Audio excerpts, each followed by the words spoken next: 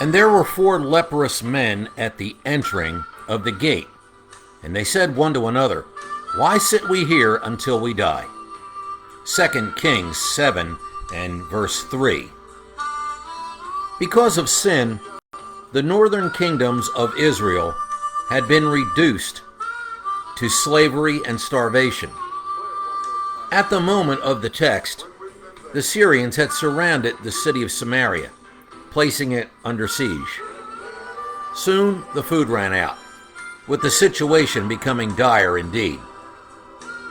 There were 4 leprous men sitting at the gate of the city, because they were not allowed inside. They too were starving to death. In this abject condition, they reasoned among themselves, "Why sit we here until we die?" They would go into the camp of the Syrians, who might give them some food. If they die in the attempt, if they were killed by the Syrians, they were no worse off than at present. They were most assuredly going to die, so they had nothing to lose.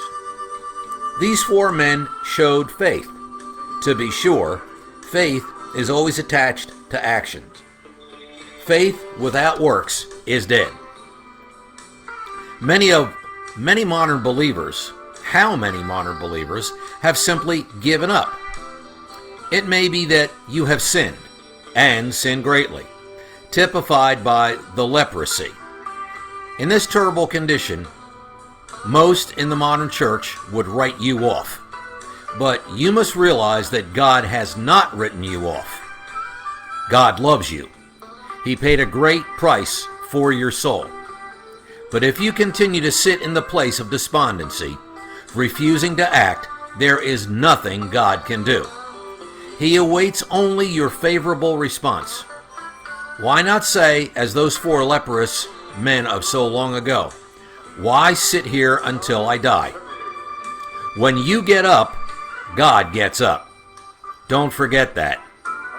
The 4 leprous men went into the camp of the Syrians. The Lord made their footfall sound like a mighty army.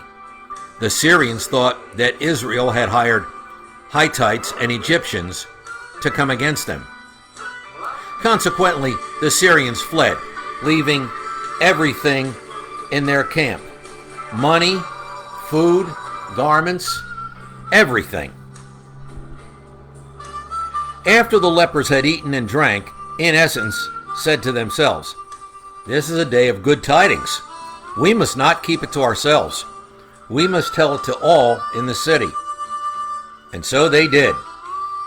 That which the Lord gives is of such magnificence and of such abundance that it not only meets our every need, but we at the same time are to give this message of glad tidings concerning salvation, which meets every need of every individual to the entirety of the world. The people in Samaria were starving to death. They are a type of the world without God. Admittedly, the world will not accept Christ and his largesse as readily as the starving people of Samaria accepted that which was left by the Syrians. Nevertheless, some few will. All who accept will find blessing untold.